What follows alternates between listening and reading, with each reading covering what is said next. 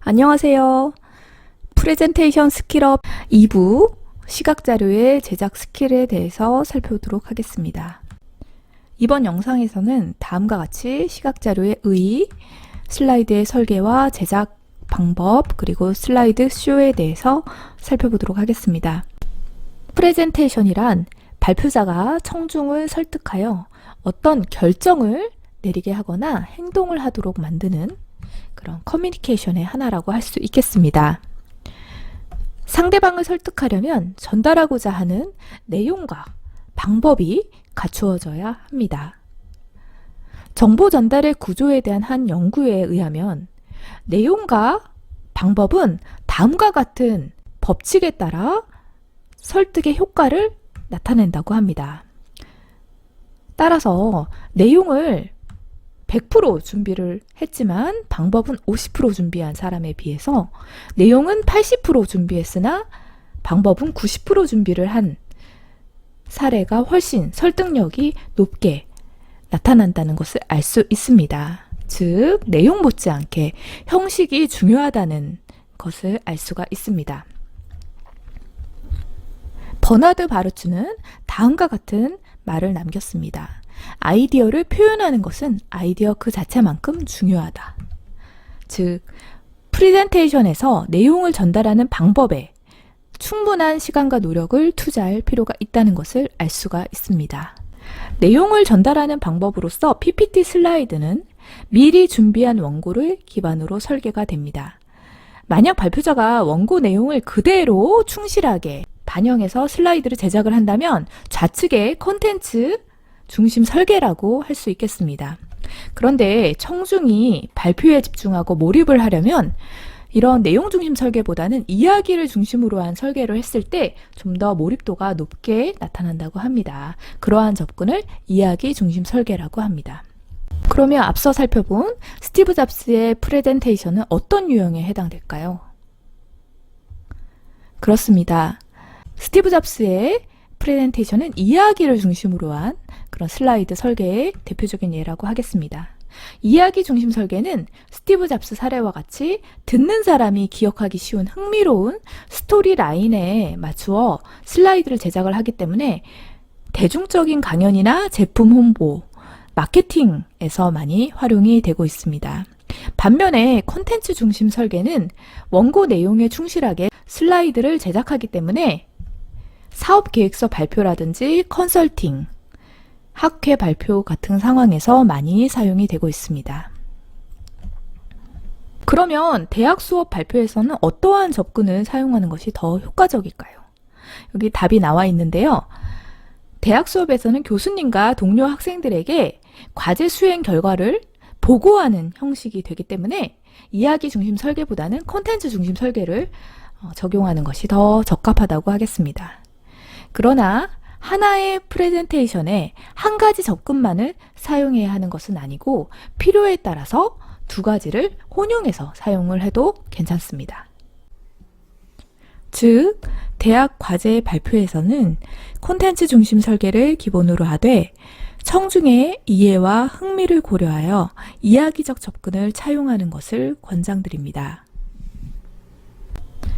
프레젠테이션은 잘 쓰인 각본과 잘 짜인 연출, 뛰어난 연기자를 통해서 감동을 더해가는 일종의 드라마라고도 볼 수 있겠습니다.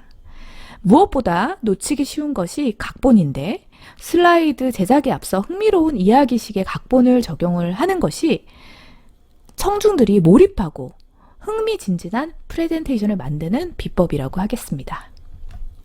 그러면 사랑받는 프레젠테이션의 각본을 만들려면 어떻게 해야 하는가? 다음과 같이 4단계의 4S 스토리 라인을 적용해 보시는 것이 도움이 되실 것 같습니다.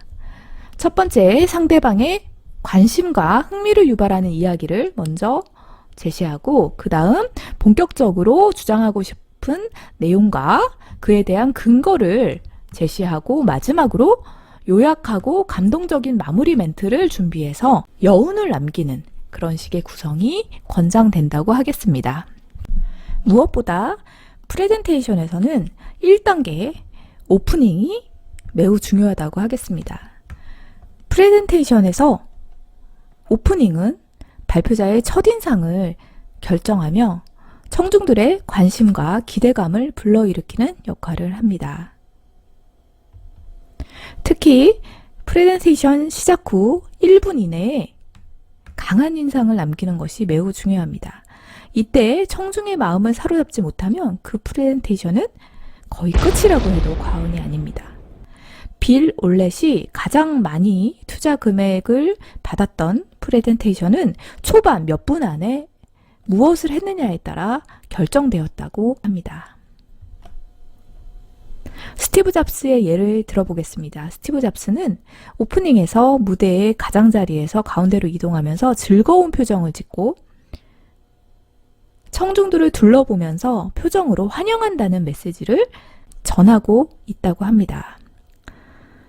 여기서 중요한 포인트는 좋은 첫인상을 위해서 가벼운 미소를 지었다라는 점, 그리고 청중 몇 사람과 시선을 교환을 했다라는 점입니다. 이처럼 프레젠테이션 오프닝에서는 대본을 보지 말고 청중을 반갑게 바라보고 미소 짓고 시선을 교환하면서 처음에 시작해야 되는 흥미로운 이야기, 제품, 호기심을 불러일으키는 딜레마 사례를 제시하는 것이 효과적입니다. 이러한 도입 이야기는 청중의 관심을 발표의 내용으로 끌어들이는 역할을 하기 때문입니다. 오프닝 못지않게 중요한 것이 클로징입니다. 기억에 남는 클로징을 남겨야 합니다. 이를 위해 가장 핵심이 되는 내용을 아껴두었다가 히든카드로 마지막 부분에 제시합니다. 그리고 청중에게 주제와 관련된 여운을 남기는 인용구나 멘트로 마무리를 합니다. 다음은 스티브 잡스가 클로징 멘트로 준비한 내용입니다. 어떤가요?